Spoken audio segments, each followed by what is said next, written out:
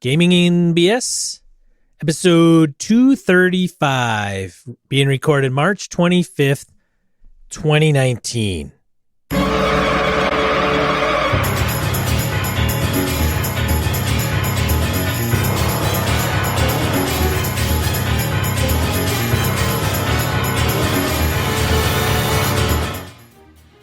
Welcome to Gaming in BS, a tabletop RPG podcast. I am the healthy one, Sean. And I'm Brett. I'm still sick. Brett is still sick. We may have some temporary outages in audio on Brett's side. He has to hit the mute button as he... Try not to blow your ears out coughing. Yeah. Yeah, it's very uncomfortable. Anyway, how are you doing, Sean? I am doing okay. That's good. Yeah. I mean, everything is okay. It's better. I feel great. Well, that's good. I feel great. Yes. I feel great health-wise. Kind of, not really, but sort of. Yeah, Susan and I have both been sick. Susan's still sick, too? Oh, yeah. That's good times. God.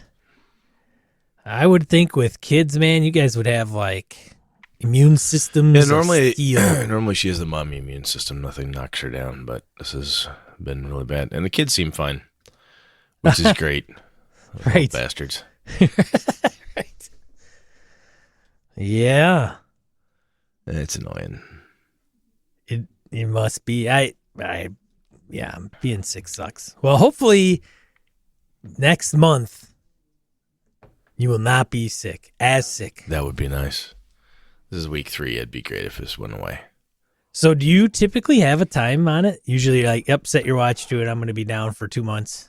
If I get hit with this, last year I escaped it the year before, and the year before it hit me, it was a month to 2 months or less. Oh, yeah, I've pulled blown blood vessels in my eyes, pulled muscles in my back and chest from coughing. It's a good time. Cough hard enough, you throw up. It's a good time. Jeez, man, that's crazy. Yeah, you go to the doctor. Doctor's like, wow, that sucks. Can I get something for me? No, not really. Here's some cough medicine with codeine. Does it help you? No. Sucks. 21st century, man. And nothing. That's why it's called practice. For that common cold. It's a medical practice. It's not a medical, I got this. It's a medical practice. Yeah, that is true. Excuse me. All right, so on to much more entertaining things. So Awesome Dice still cooking? We still doing that? Awesome Dice is still cooking. So this being the last recording of March, we will draw on the next episode. We'll draw the name for who wins for the month of March. Very cool. So what we're talking about is if you go to gaminginbs.com, sign up for our email newsletter. Since we started this contest, I don't think I've sent out one email. Okay, so just so you know, we don't spam everybody. But if you put in your email, behind Sean and Brett are on doing our emails. that may be true. That may be true too.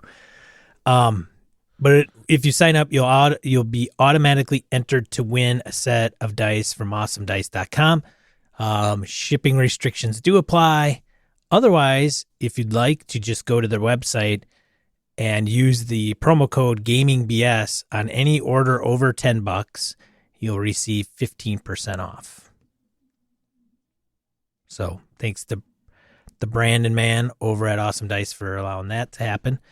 I do not have any announcements. Did you make any large RPG purchases in the last week or so, Brett? I did not. No. Are you reading anything special? Let me think. So does Brett go to the bathroom and take an RPG book with him? On occasion. I bought from Dave Beatty, I bought the special 20th anniversary of Wraith. So yes. I have that, and I started cracking into that because I promised him if I bought it off, if he basically said, I will sell this to you if you. So not only does he have my money, but exacted a promise from me, which is odd. I think I may have lost out on that deal. Anyway, he's a bit of a conniver. I got to run it for him at GaryCon next year. So I got time, but that's what I got to work on. The biggest things I've been doing is cranking out stretch goal stuff for the Kickstarter. So I've got Blacksmith's Folly to finalize and get that in their hands, and some updates to do on Iron Shoes, which are two of the adventures that go with it. So I got to get that done. And of course, being sick means you get home from work and you can't do much, and that's not fun. However, I'm back on it, so should be okay. Had a little slack in the schedule, making it up right now, so all good. That sounds fantastic, Brett. I think so. I splurged. What'd you do? Oh, what did you buy, Sean? I bought the Masks slipcase, not the leather one that Brett wants. Yeah, I want the leatherette one. Okay. The leather one, ladies and gentlemen. When you're Brett and you're kicking ass on Kickstarter. Yeah, you've got. he wants he's got high taste. What do they call it? Champagne taste. Champagne taste. No, Brett has Brett just paid off a credit card. Is what that means. Brett paid off his personal credit card. I have room for that. There you go. You got room for $300, man. I could do that. Do I need to do that? What's need? So that's the advantage of being sick, is I don't feel healthy enough to make those decisions because I'm in a bit of a fog. Have you read it? Have you started reading? I started reading it. I'm very, very, very early in the Masks book, but I like it. Like when I'm reading, I'm like, yeah, man, okay, I get this. There's stuff going on. It's a commitment, man. It's a big ass campaign. Cow. It's a damn commitment. It's 2 books. Yeah. Holy shit! And so with the slipcase, you get 2 books, and then you get the Keeper. It says Keeper screen files or something like that, and I'm sure there's a screen in there. Then it has all the handouts. Nice. Which is not good enough for me. No. Not for this one. So I went out and got You bought the additional handouts? I bought the Masks prop set. Nice. Which is it's like a 1 foot by 1 foot, probably a little bit bigger, but probably like 18-inch by 18-inch box. So how do you think you've got the crew to pull this off? Insofar as you're going to be able to meet often enough? Well, yeah, that is the ultimate question. Because my thought with that one has been, after you and I talked last, I'm like, how could I do this if I've got a good crew so I could play it with them. Yeah, that would work. If it wasn't me, I didn't have a regular group I could meet with every month, what would I do? Could you run it at a con? Could you break it into chunks? Man, I don't know. It's so contiguous. I don't know. But even if it's one of those campaigns, I know a number of people have started it and never finished. Or as my buddy Lenny did, he started it. We all died. And we just didn't. And then time being what it was, we didn't have a chance to. Then people moved and stuff. But that was the end of that campaign. We all died. So all things are possible. Yeah, I would. One, I would like to run it in person, even though I'm not adverse to running it online. But it then takes away from the huge amount of props that I got. I mean, it's a bot. So they have a layout on the Chaosium site for this product. And it looks like, just imagine a big desk covered with stuff. Oh, in person's the way to go. My buddy Lenny made his own props for it. Oh, geez, man. I mean, I have from him in the box that we kept all the props in, we uncovered. Yeah. Handmade journals, maps, photographs, matchbooks, matchboxes, all sorts of crap. Like passports. Yeah, he made all that stuff. That's crazy. Because he's a nutball like that. And now you can buy it, Lenny. You don't have to spend all the time making it. But it costs money. And it costs lots of money. Yeah, well, I'm afraid. I haven't even opened it yet. Like, I am literally afraid to open the thing and go, oh my God, how am I going to keep track of all this stuff? What have I done? I literally have to put them in like envelopes and all right, grab this. To go at it, to wet a game with that level. We've talked about props in the past, and I think it might be worth digging back into if you decide to get really heavy into it. But there is an organization level that you have to get into, especially if you have a shit ton of them, and not like a centerpiece or a cool keystone type of piece. If you're going to go prop heavy, especially if you want to make it all ahead of time. Because you can't show up and say, oh crap, I have all these cool except for the one I forgot at home. Right. Can't do that. Yeah. Neat, though. Very cool. Yeah. So one group I would meet once a month, potentially, if they want to play in it. Another one would be every 2 weeks. I don't know. I don't know if it's a game I could pull off weekly. I may be able to, because Doc's group is bi-weekly for a couple of reasons. And I could probably, and many of the players in those groups are the same, minus one or two. I could potentially run that weekly. Good. There's definitely enough material. I just got to stay ahead of the curve. Yeah, this is going to be one of those, if you decide to do it weekly, you're going to have not your work cut out for you, but read the whole damn thing. Yeah. And then read whatever they're into plus, right. From a refresh perspective. But you may have to go, you know what? This is a good stopping point. I'm not ready to go on. Let's move or whatever. You may have to exercise some of that stuff to make sure that it's solid. But anyway. Good times. Cool. So that's what I'm reading. That's what I bought. That's very cool. Yeah. That is cool. I envy you because that's neat. We'll see how this goes. Now, see, the problem is if I go buy, I'll just be a copycat. I can't do that. No, man. Hey. I'm teasing. Yeah. Well, shit, if that were the mentality, none of us would be playing the same game. Yeah, that's true. Very, very true. All right, let's get into the random of encounter. Moving on. All right. So you start. I will start. Comment from Matt of House V. I had failed to understand that making that decision ended the campaign. So what Matt is referring to is the scenario in the last couple episodes where somebody said, don't open the box. If you open the box, the game is over. So that's what he's referring to, just to refresh people. Somebody bought a module, said, hey, this is a poor design choice. I think Matt wrote in and said, well, I don't necessarily agree. Now he's furthering clarifying his position. So carries on. I do consider that a pretty tragic flaw.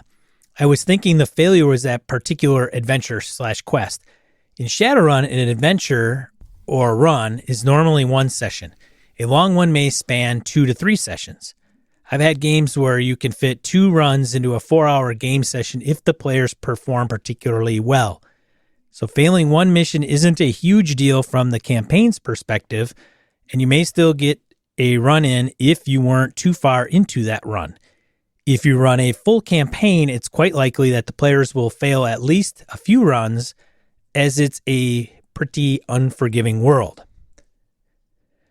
So, in the instance of the package, if you betrayed the mob by opening the package, you have other Johnsons or quest givers, and may work with the Yakuza and Lone Star still.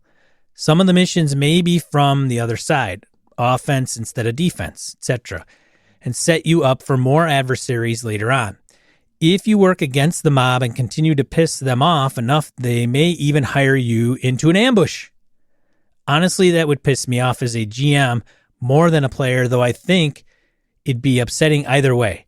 My pre-campaign prep is massive. I usually am at least through each chapter before I start that chapter and have a personal character prep for each PC. Not to mention I probably drop some money on that, but really the time would piss me off more. All right. It reminds me of Paizo AP, Adventure Path I ran once. I won't name it for spoiler's sake, where the party got wiped by save or die. Everyone in the party had over a 50% chance of making it, and I think almost everyone used their reroll and failed again. I gave everyone 1 reroll per session in that game. It was a really crappy way to end a fun campaign, except for the bosses. Every boss fight was crap. The previous one you had to use an NPC to beat that boss, then the save or die. The ironic thing is the animal companion made the roll and soloed the boss. All right, animal companion. We spoke about resurrecting that game because we were all having fun, but we decided that ending was so anticlimactic, to walk away. As an aside, I think overall Paizo makes excellent campaigns, maybe the best in the industry. This one just was set up poorly for the final boss of each book. Maybe you guys need an episode on save versus die, or save versus die, and save versus suck. Maybe you did one, but you guys have a lot of episodes, so it may have been a while ago since I listened to it. I don't know if we've talked about save or die, but there's which maybe a bit of what we lead into today, but it's interesting when it almost ties into your Master of Nyarlathotep thing. We're talking here about a gamer, Matt, who does a ton of prep and puts all his effort and so forth. So, Sean, you put all this effort into masks, you get a month into play, everybody dies. You're like, okay, well, I guess we're dead. Start over. How does that make you and the players feel? Type of thing. That could be kind of crazy. Yeah, and that's one thing I got to look at, and I may use Pulp Cthulhu rules just to give it a little oomph, the Indiana Jones oomph for it. Well, the other thing to do is every player make a handful of characters. Sure. There's also in Master of Nyarlathotep, there are plenty of NPCs.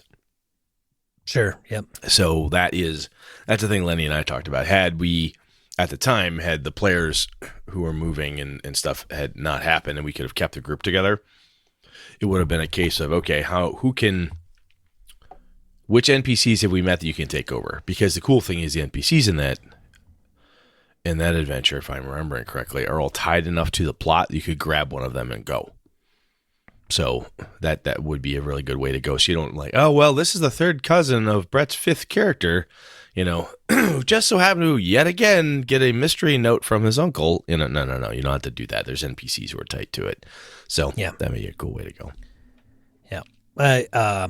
So what I probably will do, I know we're getting a little off your message, Matt, but what I may also do is I'm obviously going to research online for people that have actually run this thing and said, because hopefully they can bestow some wisdom upon those that haven't run it yet. I think that's a good thing that may be overlooked.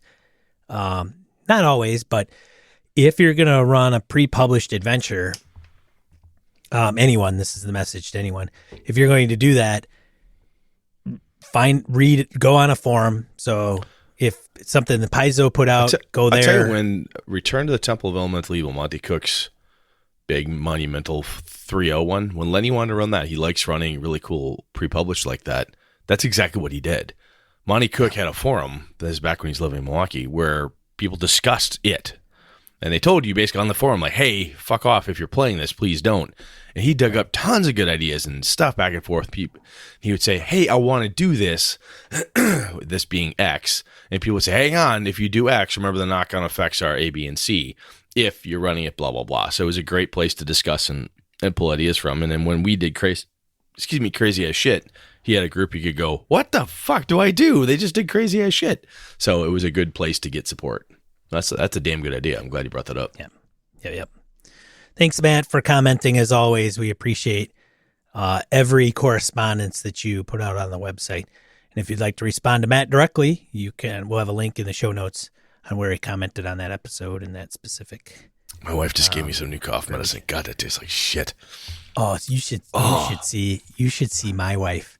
When my wife gets sick, I'm whispering because I don't want her to hear me, even though the TV's so loud upstairs, she couldn't hear me scream if I did.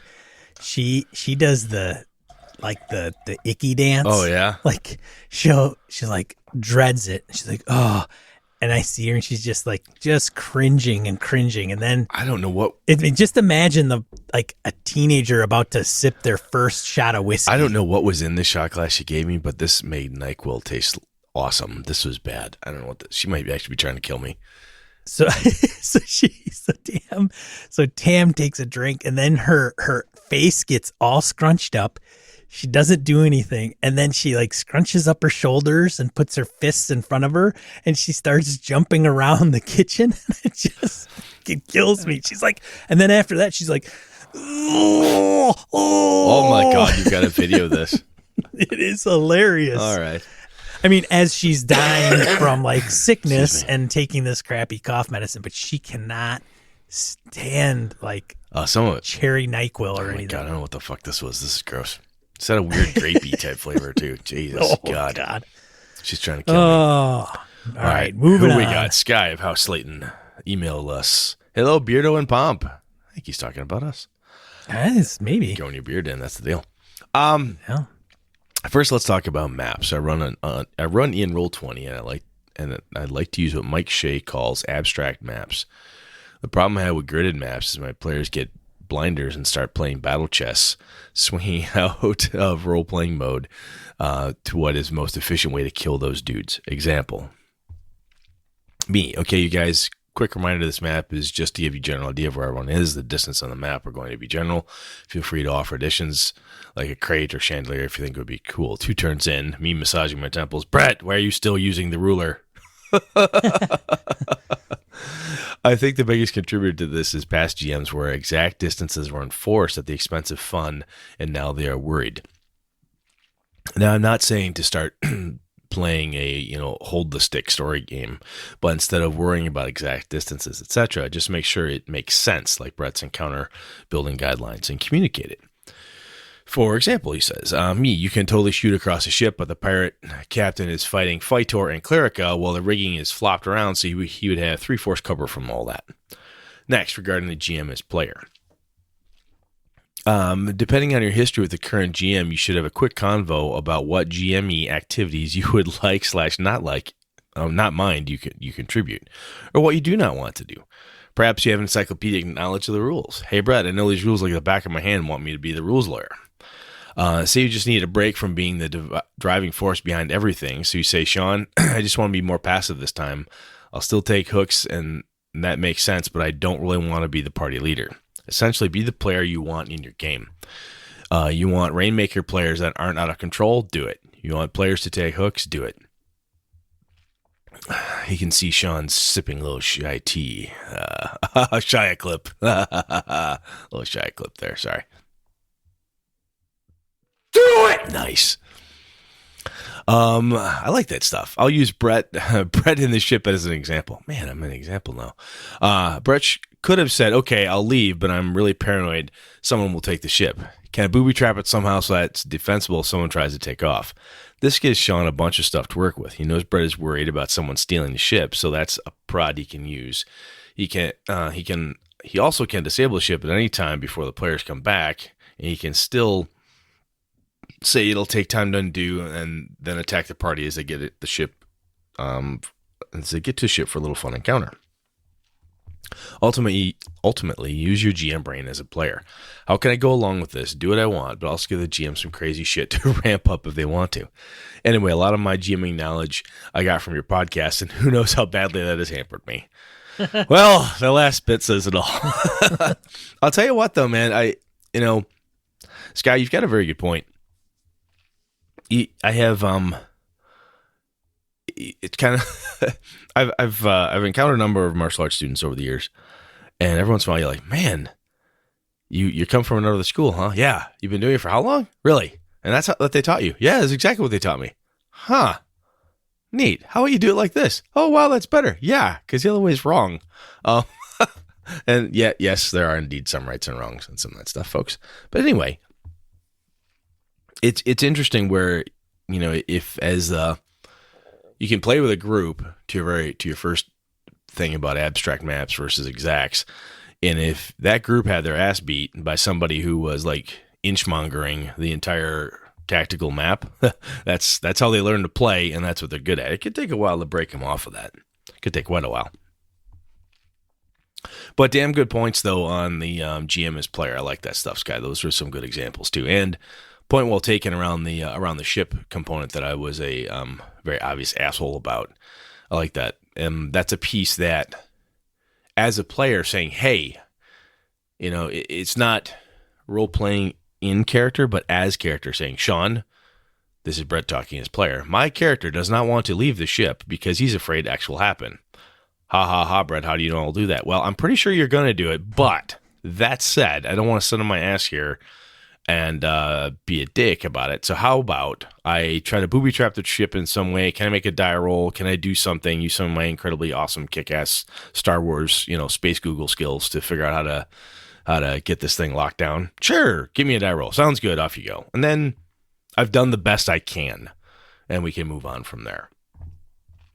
That's a very good example, because that's something that oftentimes we as GMs will offer our players. But hell, I know how to do that. Sean knows how to do that. As a player, I should just step up and do that type of thing. That's a good idea. I like that. As you said, use your GM brain as a player. Thanks, man. Yeah. Over to you, Sean. T of Housemonger writes, "Hey guys, I know if you're anything like me, you read game systems or hear an idea from a player or system that has made you into the GM you are today and had fundamentally changed how your game is played. And these changes have superseded any rules, the current game rules you are playing or GMing. We are curious what they might be." Monger. So those GMing tips, tricks, those things you do all the time, regardless of what the system is, basically. Let me reread that. You read game systems, hear an idea from a player, blah, blah, blah, blah, blah, blah, and had fundamentally changed how your game is played. And these changes have superseded any rules, the current game rules you are playing. So I think what the Monger is referring to is you've had a lot of influences throughout your gaming life. Yeah, those changes, those things, they supersede any rules of the current game you're playing. Right. Yeah. So you got an example of their Hoss? Off the top of my head, I could say that I don't like calling for skill checks all the time. And that is a thing I picked up from first edition Vampire. That's where I claim I got it from. I have not read that rule system in a while. But something in that description by Mark Runhagen and crew told me that, look, if there's no real chance for failure or there's no drama in failure, just kind of go with it. Which is one of the reasons why the Gumshoe system appeals to me. If the character is role-playing like, look, I'm really good at this. Can I do this? Can I do that? Yeah, sure. Okay, let's just go. Let's just make it happen. And even with D&D 5e, like where you're proficient in that skill, yes, okay, you can easily do that. You're proficient in it. You're very, very good at it. I don't want to make you make a die roll. So not rolling dice for certain things until it gets sticky. Where like your skill, your off the top of your head skill can only take you so far. Your great, overwhelming knowledge of local history only goes so far until you have to dig in deep. So my words to the player would be, Sean, all right, you've looked at, you've in the alleyway, you see the blood symbols on the wall, you see the body, your occult tells you X. Huh. Is there anything else I would know? You know what, man? You got to dig deep in there. You got to really dig in. Let's get a die roll on this one. That's what we need to do now. And so I give the player something and then die roll to get more. And if they fail, like, well, at least I got something, which has led me to kind of how I generally do investigative stuff to be, all around, which is, again, why the Gumshoe thing works well for me. Does that make sense? It does. What about you, man?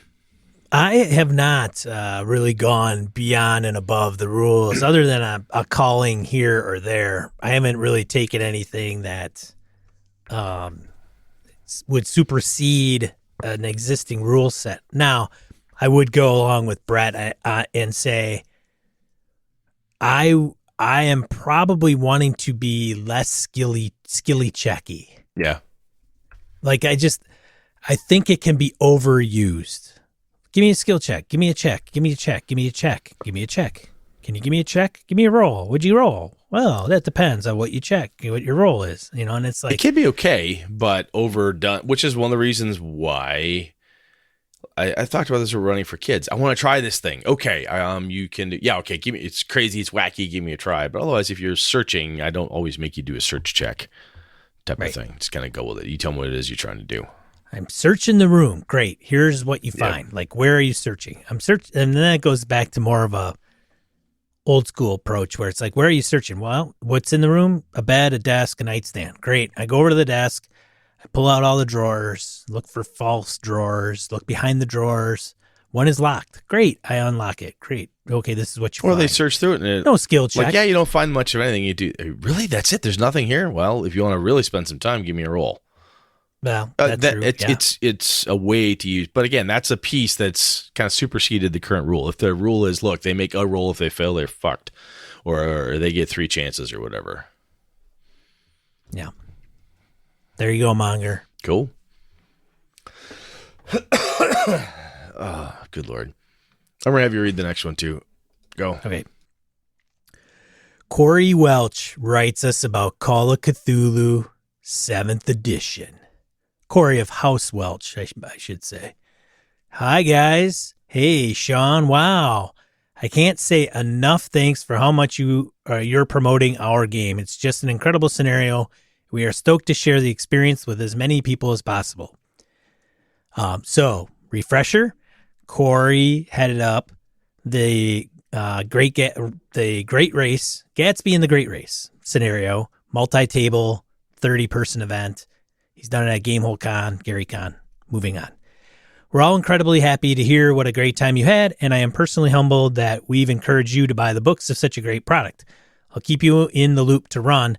Looks like the next local will be Gamehole, if you can find time to run there with your official podcast duties. Otherwise, looks like Gary Con next year. As far as I know, Corey, I will put myself down for Gamehole and running it. I did want to mention something about 7th edition. It is great. They've taken the base BRP, basic role-playing book rules, and turned it masterfully. It sounded like Brett had a few reservations about pushing and luck spend. Luck spend is an optional rule because it makes it easier. In my experience, they are 2 of the best mechanics added. It ramps up tension and makes for awesome stories. Pushing a roll and failing leads to disastrous results, that bad things happening to spice up the story. So this is a good point. I listened to the podcast Friends of Jackson Elias, I think is what it's called. And I think one of the guys wrote Gatsby and the Great Race. Like one of the guys from that podcast wrote it. So they're a bunch of English gents. May well have. Yeah, and they're a bunch of English gents, and they are, I mean, that's a good, I mean, it was one of the top, 3 or 4 podcasts of Ian World Survey. And they talk about horror games, but mostly Call of Cthulhu, Trail of Cthulhu, and where am I going with this? They talked about when the 7th edition came out, these new additions to the rules, including pushing, and Corey's right. So it's optional. I'll explain. Not pushing is, well, pushing's not, luck is, I think. Spending luck. Oh, wait. In Brett's world, all rules are optional. Well, touche. Anyway, carry on. So I'll read Corey's and then I'll go back if I need to. The characters get used to spending some luck. Hold on. Ramps up tension, blah, blah. Pushing a roll and failing leads to disastrous results, that bad things happening to spice up the story. Luck spend is a bit more controversial from longtime players, however. I think it's great. The characters get used to spending some luck to make some rolls, give them the taste. It allows them to make more and more memorable stories happen while all blah, blah, blah, blah, blah. It allows them to make more and more memorable story happen while they are spending down their luck for that critical role that may be life or death.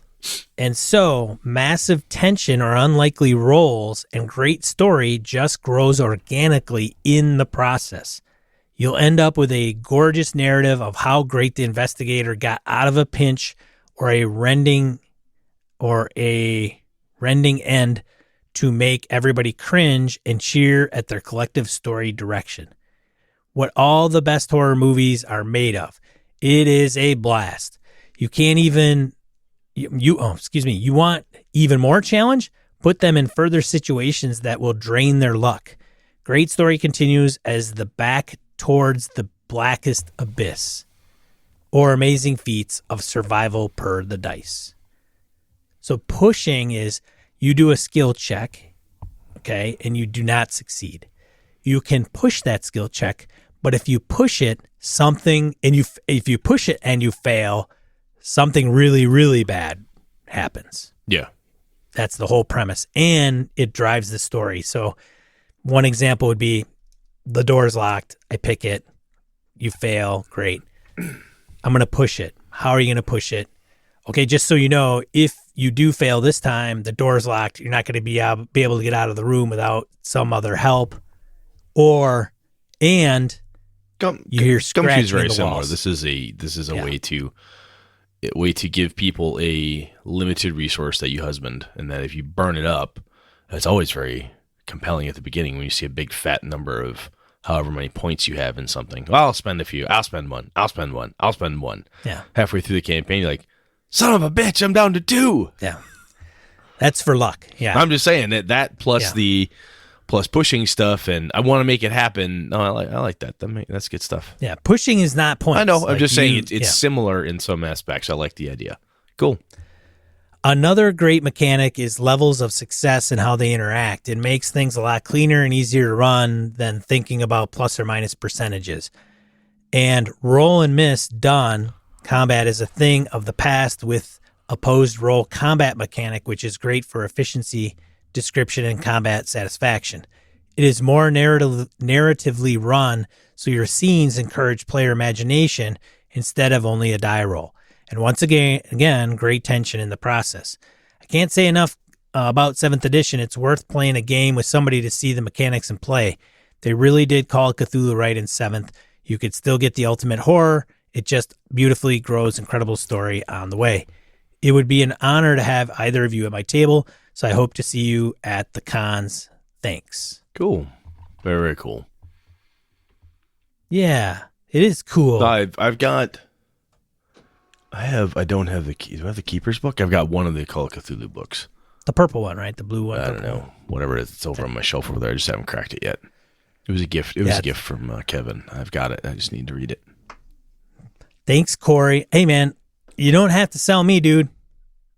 No, it's good. It's cool. Like I say, this is one of those games like, I don't know if I necessarily like that piece, whatever, but everything else about Cthulhu, the setting, the world, blah, blah, blah, I like. So there's no reason why I wouldn't like that system too. I can't see them doing anything drastic to it. People I know who are, well, I don't like it as much as this, but it's still fun. Yeah. It's like, I like 5th edition. I just don't like playing with Mordenkainen's Tome of Foes. All right, don't then. I mean, right. Excuse me. All right. Edwin of House Nagy emails us, Sean and Brett, to be polite. You are psyched about Call of Cthulhu. Perhaps we can get you, plural, to show up to Necronomicon 2019. It's an amazing time of Call of Cthulhu and Lovecraftian goodness. And we'll be running Gatsby again, along with a wicked fundraiser Call of Cthulhu game and a bunch of normal Call of Cthulhu. Providence, Rhode Island, end of August. I gotta say, I'm going to jump in. Edwin, that is been on my list of cons to go to, so it is really, really tempting. He continues, on the actual play front, I have to mention Skype of Cthulhu, which I listened to for years and have been playing with for even longer. These APs are pretty close to APs. What happens, and we don't pay much mind to the existence of an audience. I listen to a lot of APs in general, enjoy the spectrum, radio drama to real, rules explanations to story time. The RPG Academy did a nice piece going back over their APs with voiceover interviews with GM and players about why they did the things and what they were thinking as sort of a how-to GM series. I would like to do that at some point. On Skype of Cthulhu, we also often have a recorded post-op review, which is kind of fun. Overall, I think I prefer my APs closer to APs and my radio dramas with the improv part, but there are some very fine dramatic role-playing recordings out there. A thought on the idea of Call of Cthulhu as a game where you die and go crazy. There's some truth to it, and I actually think it adds to my enjoyment of the game. Both at most con games and on Skype of Cthulhu. We often embrace the role-playing opportunities that come with sanity loss. Just so folks know, sand and sanity, same thing. Just a total bread aside. Well, often, once you get into Cthulhu, people say, oh, how many sand did you take? That means sanity, people. And he continues, and there's also something nice about having death be part of the game. Lots of sacrifices for the greater good, and the fun of making poor decisions like going into a haunted house. The players know it's bad, the character doesn't. This is a different kind of fun than being the hero and getting more powerful, but still tons of fun. As phrased, the saying may be off-putting to new players, but I really do think it's part of the charm of the game when embraced by the group, it can really add. Anyway, looking forward to seeing you all again and gaming with you sometime. I did run a pretty good 2.5 hour of Call of Cthulhu scenario for some friends at TotalCon a month ago. If you'll find a couple hours, I'd be happy to run you through it. It's written by Matt Sanderson. Cheers, Edwin. Thank you, Edwin. Yeah, thanks for writing in, Edwin. It's been a little while since we heard from you. I hope all is well in the great state of Maine. I know he's busy doing RPG work. Sorry, coughing. Yeah, no worries, man. That was a good round. That was good stuff. Thank you, everybody who wrote in. That was good. Very good stuff. Yeah, we should get to the main topic Let's then. do it before I expire.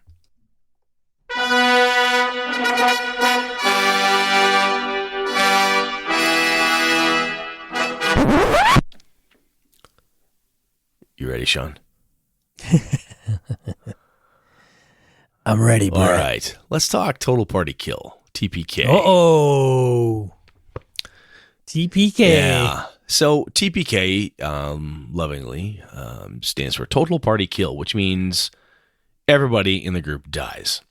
Everybody's dead. Most gloriously, a TPK is in one event where there is a big-ass fight, and Demogorgon rises, and the party goes, "Oh, we got this!" And then Demogorgon eats all of them, and they all die. Sometimes a TPK can be half the party died here, the other half didn't flee in time. Then half of that half falls on a pit, and what's left of that half tries to get out the door, and then they get eaten. So it can be prolonged, but usually a TPK is one gaming session, is how it's defined, at least for me. Sean, have you been on the receiving end as a player? Have you been part of a TPK where you and all those you loved and held dear died along with you? I have, but it's been quite a long time. I don't remember in recent years that has come around. Usually there's one or two squeaky little characters that happen to get away. It's just somebody survives. You know, there's a point in time where you can try to run, and hopefully you'll get away. I think the last time I, as a player, was part of a Total Party Kill was in Lenny's Massive Nyarlathotep. That's where we all died. It was over one session. How long were you guys into the campaign? I think we got to England and we're on our way to Egypt.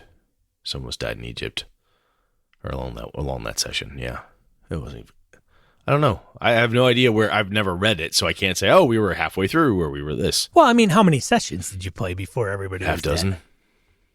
Yeah, that's a good amount, I guess. I mean, and you guys were playing what, the 8-hour or 10-hour marathon? Yeah, we'd start and go quite a ways. So. Yeah. Well, it's different if you die in 6 sessions and you're only playing a couple hours each. Yeah. Right. If you're playing 8, 12, so and you're playing as a 6 of those. Yeah, as a GM, now if you flip it, when's the last time you had a Total Party Kill as a GM? You know, it just makes me mad thinking about it. Cause hasn't happened in a while, has it, Sean? It hasn't happened in a while. Those meddling players. I have, even when I've run a couple different Dungeon Crawl Classic sessions now. And even with the funnel, I've not had a hard time getting it. But the players are pretty smart. Somebody usually survives. But I haven't had a TPK in quite some time as a game master. Yeah. So, Sean, when we think about it, now Dungeon Crawl Classics is a bit famous for this. Guys like Tim Kask, old school Dungeon Master. Tim Kask is well known to have his TPK and enjoy the hell out of it. It is known that if you play in a Tim Kask game, you're gonna die. That's kind of the deal. Now, oftentimes, at least when most people, the ones I've talked to recently, when I think about TPK, it comes up a lot in old school games. And then it's so hard to kill anybody in 5th edition. In those newfangled games, you can't kill anybody for nothing. Blah, blah, blah. Which isn't true. I've murdered plenty of people, or characters, I should say, in 5e. But right, we don't murder people. no, we don't admit to murdering people. We only admit to murdering characters. Correct. Right. Correct. Right. Well, one is subpoenaable, the other one is not. Right. Anyway, so Sean, do you think in a Call of Cthulhu game, in a horror game, you could not easily perhaps, but it seems easier to imagine a scenario. Hey, you know what? They done fucked up. They summoned, Zathaqua, and Zathaqua ate them. That happened. They're all dead. Do you think though that a TPK does such a thing work in every game? Do you think in like Star Wars would you feel? I guess are there games that you have either played in or that you like to run where you have the feeling that TPK just doesn't? It seems like it'd be such a shocker. Like it just is a clash to that game, anathema to the game, if you will. Yeah, and I think I've been a player in a game like that. I had a gentleman, I don't know if he listens to this podcast. He is part of Doc's group. His name's Bob. Hey, Bob, if you listen to this. It won't anymore after this, but carry on. Yeah. No, and this isn't a knock on Bob, but I mean, I think I mentioned this way back where what happened was Bob would change our characters. Like we would I shouldn't say Bob did, but he gave us the option to change our characters by kind of donning these interesting suits. And the suits were magic, and they would give us different characteristics, and it became quite powerful, actually. The thing is he ramped up encounters really high in contrast. And Brett would be like, screw balance, that's what you do. No. Fair enough. But you know what I'm saying? Like, yes, we could have run away and like fled, but it was what we would have probably thought was a standard encounter, and there was one thing missing. So it'd be like, hey, you're all 10th level, and oh, by the way, none of you have any magic items, and you're battling something that needs magic to be damaged. Good luck, kids. So you got a shit ton of hit points and great armor class, and you get to do cool stuff, but yeah, every damage is damage resistance, and you're not doing anything because you don't have any, like, you don't have the methods to kill the big bad. Not the overt, obvious methods. Okay. Sure. Yeah, I'm just saying it's not there. Yeah. Sometimes they just flat don't exist. Right. No, I get it. So in those situations, I mean, we started getting we'd get nailed. Like, boom, there's 2 guys down, dead. The cleric's injured and probably unconscious, nobody to heal. We're in a lot of trouble. We had a few encounters like that. And I would say those were one of the situations where it became a little, and I wouldn't say it wasn't where it was the end, right? It was like, all right, we've done this long campaign, and finally we're going into Mordor, and we're going to frickin' throw the ring into the lava and take on Sauron. Spoilers. Sorry, spoilers. Yeesh. I mean, Smaug. So you say it doesn't fit in that game? Is that what you're saying? I think I wouldn't have minded it if it was the end of the game and we kind of knew it. Like, this is it. This is the tipping point. We're either going to all die or we all are going to survive and be triumphant. So you like your TPK to be the result of, this is it, boys. We're going in. All right, men and women, gird your loins, grab your guns. We're going in. This is the fight. I guess if I had a choice of a TPK when it happened, sure. Well, okay. So there is you going through Tomb Horrors. Sorry, you die. And then your next character dies, and that one dies, and that one dies. And you don't always get to the end to find a Sararak. Sometimes more often than not, you just fucking died. And one of the TP I ran Tomb Horrors is a fun tournament-y style game at EverCon ages back, and everyone died. They loved it. They had a great time. They knew it was going to be a terrible bloodbath, and they just thought it'd be fun to experience the thing. In that style of game, everybody knew what they were up to. It was fine. I guess what I'm saying is that in certain games, and maybe it's the style of play or the group you're gaming with, but Sean and I and other game masters and people would joke like, "Oh, you haven't had a TPK? Well, you gotta come on, game master, get out there, kill some characters. Jesus, come on, get in there." But it doesn't sit well with everybody, and it's No, not everybody's. it doesn't. It's not everybody's type of fun No. at all. And you go to a con, we'll pick on Gary Con because we were just there, and you play with folks who are used to a type of game that they celebrate and enjoy, and that happens to be one of those, well, guess what? The thief triggered the poison trap when we were all at the bottom of the pit, and we all died. It was all save or die, and we all got instant super tetanus and keeled over. Nothing we could do about it. End of the adventure. 2 hours in, off you go. Go off to your next game, go get a sandwich. Sometimes that's fun insofar as if that's what you've signed up for and you appreciate that. But I do think that there are certain games where a TPK it feels like it doesn't fit. And I have talked to friends of mine who are big Shadowrun fans, and you can get fucking shot in Shadowrun, right? You can get blown up by magic, explosives, all sorts of things. And even in a game like that, I'm sure it happens, but I do not recall any of my friends who are Shadowrun players saying, oh yeah, and that was a total TPK. Yeah, everybody died in that one. They could say we lost a couple characters, but the type of story you're telling, a TPK just doesn't seem to fit, unless something goes really, really haywire. And I don't know if that's a matter of everything is always balanced, which I don't believe it probably is, or if it's a matter of some dice fudging to make sure that it doesn't happen. But I have to say, there are certain games I have run over the years where it could have maybe / should have been a TPK had I not fudged some dice, but it felt like, man, that's just not the way this game should end. It doesn't feel right. You know what I'm saying?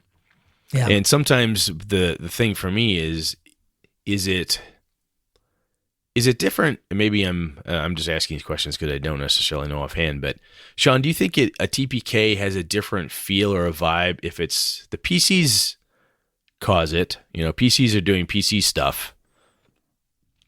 They insist on doing stupid things and all drinking the same poison because one of them believes that it's actually not. Or is it different if it's the game master doing it, quote unquote, doing it to them, right? Like, sorry, you're in a locked room, no way out, and it's the door and the ceiling starting. The ceiling starts to collapse, and that's down. when Orcus arrives and his 52 Uber Lich and Demi Lich Guardians fight. There's a feeling sometimes that TPK is unjust or unfair because the game master did it to us. It's a killer. Talked about this in this adversarial, but it's kind of that, almost morbidly unbalanced to the point of y'all gonna die.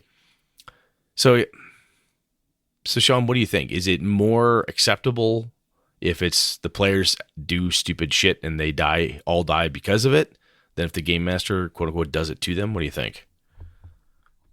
It could go either way. I think many times I wouldn't expect the TPK to go that way if the players just didn't make wise choices. So it would be hard for me to fathom that an entire party. You've never gamed with 12 real boys, have you? No, no. Oh, no. They're crazy. They're crazy. They're crazy pack of buggers. Let me tell you, they're a crazy bunch. I can imagine. So okay, maybe. Oh, fine. Those. They're the crazy ones. Well, it can happen, right? You can have a whole pack of players that are like, so you all do that? Really? Yeah, we jump up and down on Sleeping Dragon's head. We think it'd be funny. Okay. Okay, sure, do that. So they're a little bit, how shall I say? I've seen 20, 30-year-old people do that. Wow. The gamers you hang with, buddy. No, gamers have known over the years. No wonder you're so bitter. I don't know, in need of therapy. Anyway. Okay. Anyways, I would say that one, it depends on the game. No, that's fair. Like we already touched on that a little bit. Hey, you're gonna go through Tomb of Horrors. It's known to be a meat grinder. Got it. Right. Here we go. The I guess, are you asking me from a game master perspective or player perspective? No, you as Sean. If you were going to have, if a TPK is going to occur, is it more, do you believe it's more, if you're as a player, you're like, well, we made stupid choices. We earned this one. That's on us. Versus, wow, really? So Demogorgon just showed up with Cthulhu and we all died. Really? So the latter one sucks, and I've seen that, and it does seem it's like the Game Master Fiat thing. Like, instead of saving you, they just fucking murder you. Yeah. I do think that there is a difference. I do think that there is a line in that example where the party is at a particular juncture, whether it be a certain level, power, point in the scenario, adventure, and all of a sudden it's like, you know what? Plop, Night Stalkers, 5 of them. Yep, here we go. Yeah. Great. And then it goes back to that example. Now, I'll pick on Tim Kask. I've never played with Tim. I've talked to a number of people who have, and I've been told it's a railroad to a TPK. And I've heard that. He's the happiest guy I've ever seen at a convention. That's all I'm saying. If you ever see Tim Kask at a convention, I have talked. You will know exactly what I've talked to him, and was super, super friendly. Very, very nice guy. Super nice. He is. But he looks grumpy. But he looks grumpy. So ungodly grumpy. He looks so like he's gonna bite your head off. And he was a really sweet guy. He was super nice to talk to. Now that I've never heard anybody say bad of Tim, but when he runs around he's on a scooter. Yeah, needs it. Yep. And his facial expression is, he looks grumpy. I hate the freaking world and everybody in it. Like, that's what Tim, I'm sorry, man. I know you're a man of the industry and you go way back. That is my impression from just seeing you. Hi. Now, that said, there are certain game masters, we'll throw Tim out, nice guy and all, but there are certain game masters who have a reputation as being killer game masters. Like, oh boy, you can't blah, blah, blah. So what I'm saying is that there is, I think, if the players when it's happened to me in the past, or when I've seen it happen, or it's been caused to happen, if the players' characters, if the PCs kill themselves insofar as making horrible choices, failing to pay attention, you warn them at the beginning, you've all agreed what this is going to be. Don't open the box. Yeah, I swear to God, don't. Whatever you do, you fight. Really? Don't open. And then you eat it. Really? all of you do that. Really? Yeah. Okay. You're dead. Whoa, that doesn't make sense. Oh, guys, you did this to yourselves. We've seen that. But there is, I think, from my perspective, it is a more satisfying TPK all around as far as acceptance and whatever. If the players know our characters did this to ourselves through either failing to do something or we did something. Sometimes I've had groups, and this is ages back in a Cthulhu game, they sacrificed themselves and said, nope, we'll all die. We will all die in order to stop this thing. And I agree. I think the Thelma and Louise ending is not wholly uncommon in role-playing games, and I don't see a problem with it. And frankly, I'd be like all for it. But that's because you come to a point in the story where you kind of say, hey, yeah, hit it, Johnny, and you're going to go off the cliff. The TPKs that I found, the people I've talked to, that it leaves the worst taste in their mouth, isn't the one where everybody died in the funnel. Isn't the one where they went to the con game or playing Dungeon Crawl Classics, and God help us, Goad killed everybody. That's what happened. Hey, we were playing, and we're all dead. It happened. We're all dead. Right. Love you, Jeff, but he hasn't killed me. But the point is that Jeff Goad's running. He's a great game master, and then everybody dies. Ah, crap. Oh well, we signed up for it. Blah blah blah. What I'm talking about are if it's random. I think in a campaign, especially in campaign play versus a one shot, if you're playing a Dresden Files game, and you'd like, rocks fall, everybody dies. Wait, what? We triggered a trap? What? Are you serious? To your point earlier, Sean, it's the type of game. But even in some D&D style games, old school BX or whatever, not everybody is down with the whole a random capricious act slaughtered the entire group. Some people are down with that. Like, look, it said on the tin, it was a dangerous fucking job. We all knew that. We went into the Kobold Warren. Yep, the thief missed the trap. The fighter triggered the trap, and we all died because of it. Let's make new characters. Who cares? That group of players in Game Master don't care. Like, yep, happens. Next, back at it. Not every game system has that feel built into it or that allowance built into it. It seems to need to be more story driven. I guess that's kind of what we're saying here in a way. No, I see exactly where you're coming from, and I would agree that approach tends to not sit as well as if the players have their own kind of say in it. Yeah. But I think that goes a lot with a lot of things. Like, I think the players are willing to accept a lot, especially if they feel as though they had a choice. Yeah, hey, you got a potion. You know what? Did everybody die? No, you died. Didn't you die in my trail? Oh, in the trail? My trail game. Yeah, you blew up. I think everybody died. Well, that was at the end. Yeah, it was probably the last session. It was. Yeah, so Brett killed us. I was a victim of a Brett TPK. There we go. Why am I not completely irate at this right now? But the way you died, you were like jumping on the monster, sticking dynamite in it, and it was this huge explosion.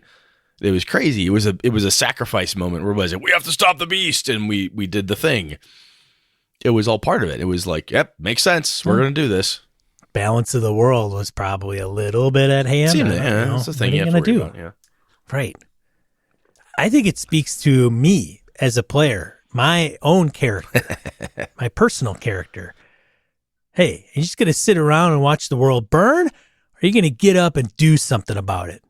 That actually brings up perhaps a sidebar point, but back in the day, we've talked about this before, is that it was, and some people still like to play like this, it is a player challenge more than a character challenge, right?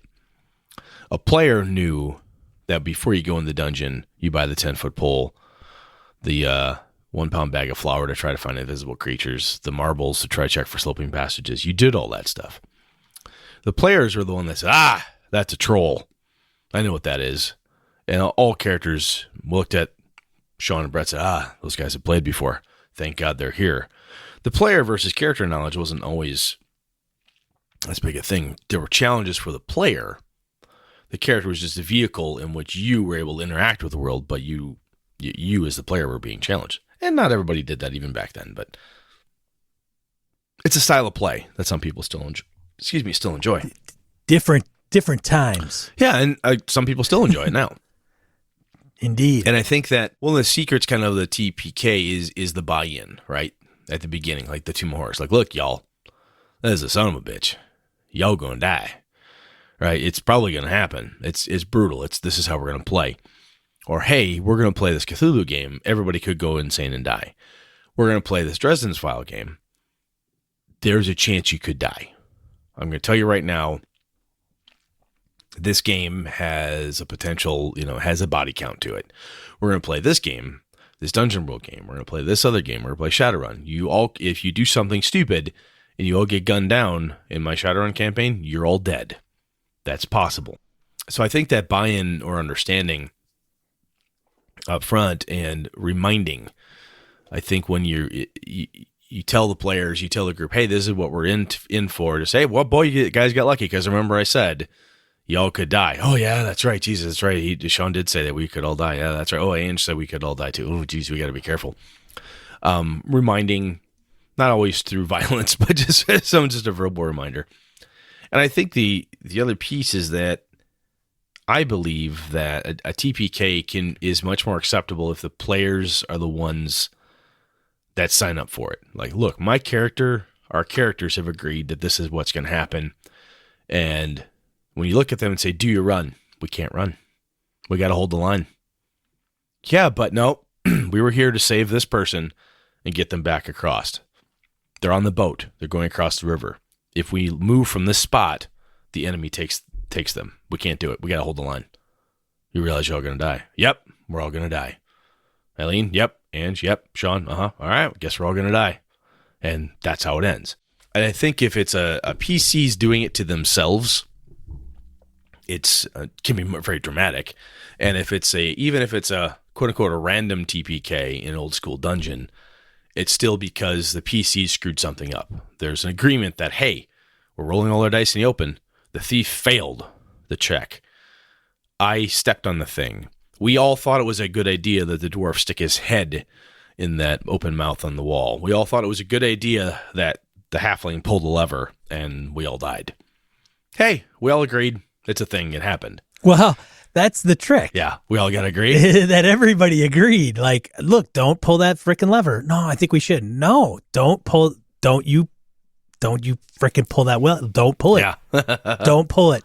I swear to God, don't pull that lever. I think we got to pull this. Lever. I pull. Hey, wait a minute. Can I stop him? Can I stop him? Can I stop him? No. It's this. Scratch. No pass. Here you go, GM. No. If he pulls that lever, I want to do something. I should be able to do something. Do I see a move? I should be able to do something. Can I do something? Give me a roll. Well, wait a minute. What's the roll? Do I have to roll? Oh, he pulled the lever. Oh, now we're all dead. Not everybody's into it, right? Well, they're true. Not. Yeah. So it's, I guess. That's the rub. See, we haven't gotten into that. No, part. TPKs are weird, and if it's caused by a player who does something asinine, and whose character does something, or even the player does something asinine with their character, right? Don't open the sarcophagus. Don't open and then, it. Like there's something bad in there, don't open it. And then when that player hides behind that's what my character would do, stupid shit, because my character says does stupid shit to kill the party right on his character sheet. How can I not do that? I'm sorry, my drive must collect all magic. I'll have you know that is very fitting, Brett, for some of the folks that I make. Exactly. Which is why adventurers may be crazy, but they're not stupid. Why would they hang out with somebody like that? Anyway. That's true. That's more of the question. TPKs are weird insofar as that sometimes people, depending on the game system, they wear it as a badge. Hey, we're a total TPK. We all died. Beatty ran a hell of a game. We're all dead. Cunnington, fucking Bruce, he murdered us all. Hey, we're dead. Oh, hey, Brett killed us all. Oh, it was Cthulhu, whatever. How y'all died? Was it glorious? No, we fucked up. Cthulhu rose, destroyed the earth. Oh, that sucks. Next. Oh, you all died. Oh. Yeah, it was halfway through what we thought was like a really kick-ass campaign, and everybody died because someone, Sean, pulled the fucking lever and murdered the whole party. Thank you very much, Sean. You're welcome.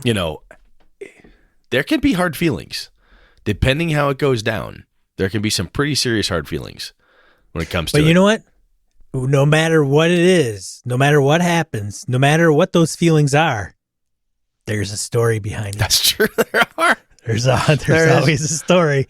It may not make somebody all happy and smiley and laughing, but there's a story. If you want to understand what that means, go to YouTube and look up Leroy Jenkins World of Warcraft. Yeah. God damn it, Leroy. God damn it, Leroy. Damn it. It's that thing, that one person who does something crazy and gets everybody gacked. Yeah. I've talked to gamers over the years who hate TPKs. They think it's bullshit. They feel it's very, they just don't like them. They don't, unless it's like, we have all agreed that we will die here. They don't like it. And other people are like, look, it's like, let the dice roll where they make camp. We die, we die. The capriciousness of the world is the capriciousness of the world, kids. It is what it is.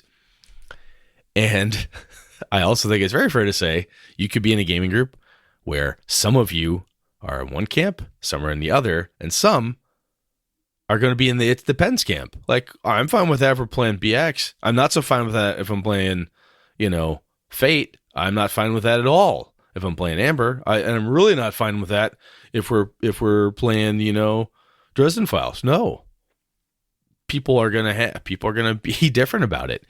And I think this might be one of those pieces where, we've talked about this a lot, where you're laying out how you want your game to run, or as a player, like, hey, I don't care. If we all die, that's fine by me. TPKs don't bother me at all. It might be worth stating that out loud to certain groups, especially depending what kind of game you're going to play.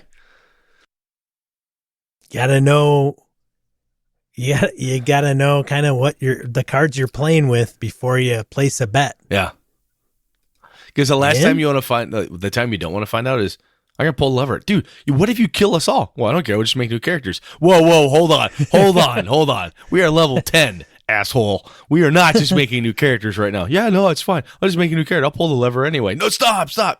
They can be divisive in a group, especially in a campaign. Gotta have faith, Frank. Gotta have faith.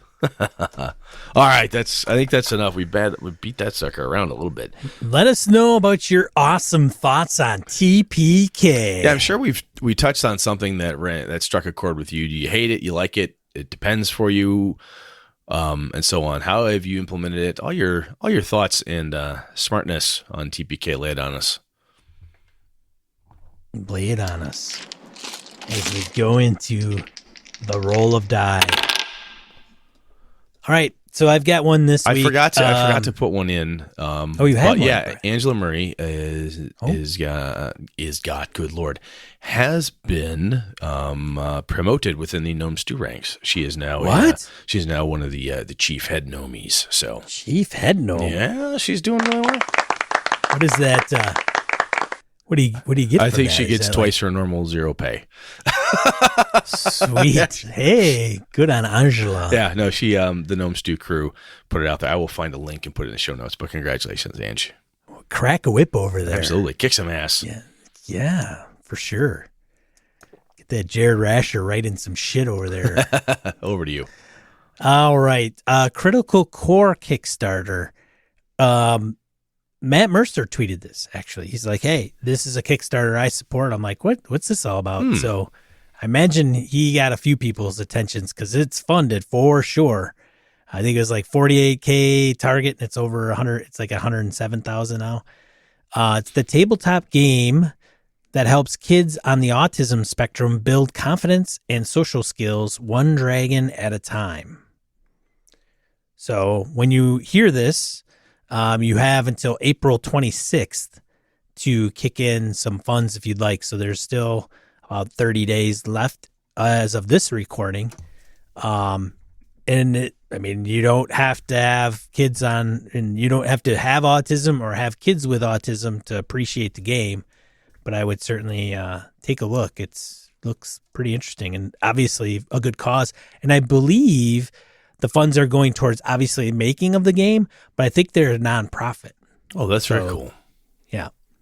We've talked about this before. There is some really kick-ass stuff that gamers, game designers, and just artists in general, and that we as gamers and cool people within our personal communities and stuff, when you have a mechanism like this where you can do something really positive and helpful for other people, it's really impressive. That's really cool. Yep. And then Monger had one, which was a post to Facebook about zones. So we kind of we've been beating up zones for like the last 6 episodes or something to that effect. Yeah. And this is a good one for sure to check out. And it's a quick read. It's not anything overly dramatic. So if you want to check that out, that would be great. Yeah. I think that's it. Cool. I think so. I was wondering if I had something on the Book of Faces that we did not talk about or mention, and I'm wondering if I'm stalling to double check. Stalling? Am I stalling? Maybe I'm stalling. I'm stalling. Yeah, so just to go back, Angela Murray is the new co-head of Gnome Stew, so I've got a link in the show notes there. So. Co-head. Yeah. Hope that comes with some equity. Yeah, it's good. When they take it to an IPO, she makes bank. Yeah, I think. Oh man, I swear there was something else I was going to say, but I apologize. All right, we'll add it in next time, or wait, yeah, get it in post. Yeah. Well, what are you talking about next week, Brad? You know, not yet. I don't. I'm hoping. So I'm hoping I'll be talking about the fact that I feel so much better and I don't have this stupid fucking cough.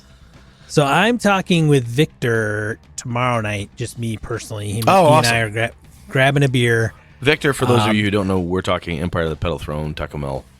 Yes. Okay, cool. Yeah. And I've had a couple people say, hey, Forrest had mentioned it. Ray Otis. Ray Otis had mentioned it. Like, he had a couple things to say about asking Victor a couple things. So we'll see. We'll get maybe Victor on the show. I don't know. Maybe I'll just record him on the side when it's convenient. Depends on what schedules align. Yeah, that'd be cool too. We can always release it as a bonus BS or even maybe it's good if then Brett just takes the night off and sleeps and rests, and then he doesn't cough the next one. That's true. Yeah, I could do without doing that some more. Okay. Well, all right. So we'll let Brett get some rest. So he's better. More hailer and more healthier. More hailer and more healthier. So this is Sean. And this is Brett. Good night and good game and all.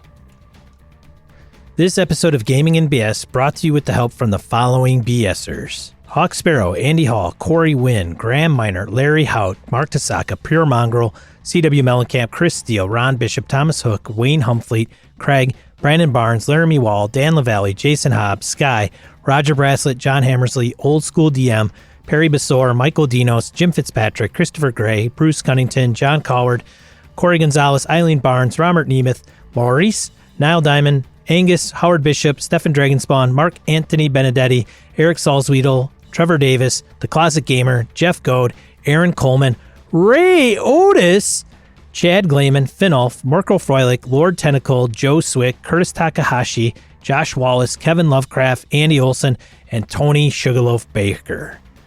For ways to support the show, head over to gamingnbs.com/support-us. Thanks, BSers! This has been a Litterbox Studio production.